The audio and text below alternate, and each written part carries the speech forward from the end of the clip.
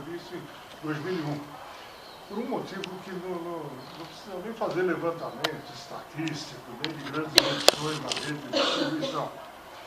Quando foi feito o sistema Cantareira, no começo da década de 70, era uma época em que, normalmente, em engenharia, planejava-se para 20 anos de horizonte.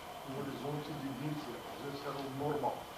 Hoje já estão adotando 30 anos, que eu acho um pouco mais compatível do que na realidade, ainda uma validade num plano de infraestrutura. E quando foi feito na década de 70, um horizonte de 20 anos, o sistema Cantareira era para resolver o problema do abastecimento de água na região metropolitana de São Paulo. Então, e o planejamento que foi feito de 20 anos, a validade dele terminou em 96. Portanto, quando eu falei em 2001, já fazia 5 anos que estava obsoleto o plano de abastecimento da região metropolitana de São Paulo. Por isso que já estava contratado isso que aconteceu hoje, que está acontecendo hoje. Em 96, e veio passando o tempo, pronto, a turma foi não fazendo nada, é isso que aconteceu. Faltou uma revisão deste plano, faltou uma revisão desta situação. Porque a forma de ter um abastecimento satisfatório, não se iluda, não é na economia.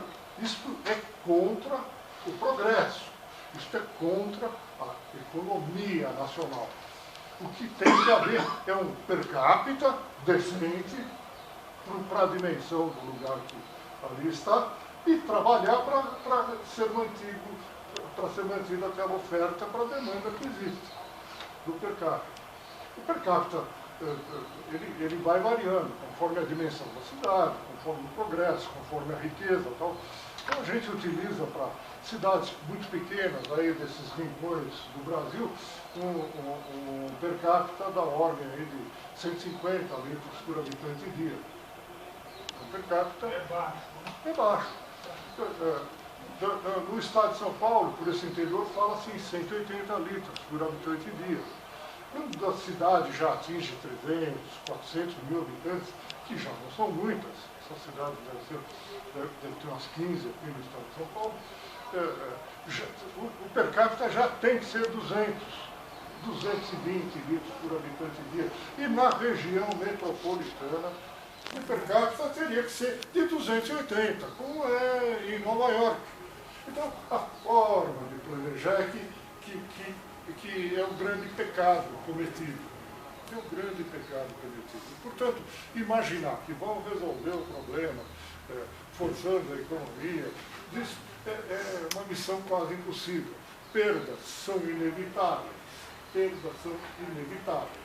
Existe uma perda crônica, técnica, que não tem alternativa, que é perder 10% do volume captado só na estação de tratamento. Só na estação de tratamento, e não tem outra alternativa, porque tem que lavar o filtro, não só todo dia, às vezes, algumas vezes por dia tem que lavar o filtro numa estação de tratamento de água. E para lavar filtro numa estação de tratamento de água não é com água bruta, é com água tratada. Então a estação de tratamento tem um grande reservatório de água tratada para lavar filtro, para ela continuar produzindo água tratada. Então 10% já é ali que perde. Perder pela rede é uma coisa natural. Existem até indicadores, índices. Olha, o máximo aceitável é tanto. Se fala em aceitável é que é inevitável. Portanto, já vai... Se a gente tiver um sistema extremamente bem armado, novo, bem mantido, 15% é uma vitória fantástica. O resto da perda é furto de água. Nós vivemos num país de ladrões. Perfeito. Furto de água é um câncer. É um câncer dentro... Furto é um câncer dentro da sociedade brasileira. Furtam água. O furto d'água, o que significa? Ele mascara a perda. Porque cara produz muito aqui que não é medido na outra ponta, porque onde ele está sendo furtado não tem medição. Portanto, existe um mascaramento de perdas. Isso eu resolvi em Nova Friburgo, que é uma cidade de porte médio para grande, 200 mil habitantes. Eu resolvi do seguinte modo. Eu não conseguia com um concessionário brasileiro a verba para fazer a obra. Eu era funcionário de uma concessionária privada. Porém, o dono da companhia era norte-americano. Teve um dia que eu perdi a paciência, peguei um voo no Rio de Janeiro, fui para Miami, na Flórida, onde era a sede da Tyco. Fui lá, conversei com o pessoal e trouxe direto. Eu bypassei a diretoria brasileira, bypassei inteiro. Eu avisei que iria. E eles concordaram, eu fui e trouxe dinheiro para fazer para resolver o problema, porque o americano ele tem um modo de encarar os problemas muito diferente do brasileiro. Ele não fica exigindo que eu demonstre a viabilidade técnica e econômica das coisas. Olha, infraestrutura não tem que ficar vinculado à viabilidade técnica e econômica. Tem que ficar vinculado a uma viabilidade técnica e quanto custa. Só. E o quanto custar tem que gastar, porque a infraestrutura não pode ser sonegada. Infraestrutura não pode ser sonegada na população.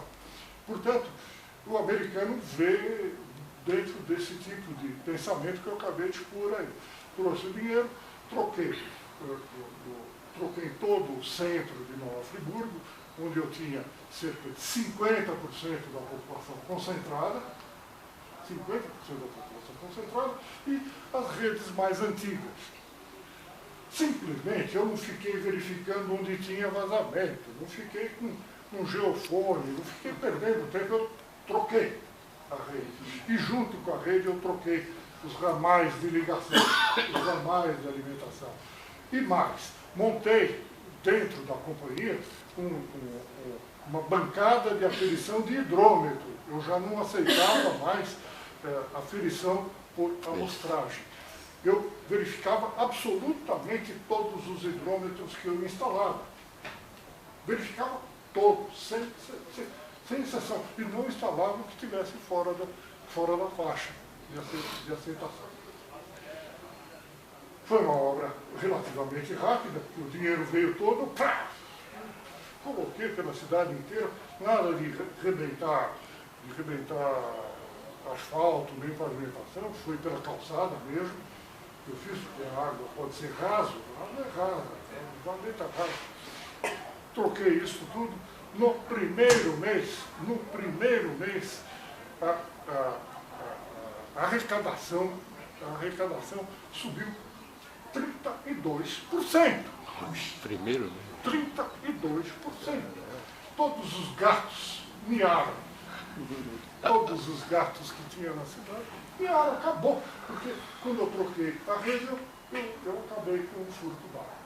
E daí eu montei uma setorização, e não é essa setorização gigantesca de pegar 50 quarteirões, nada. Eu fiz setorização de 6 quarteirões.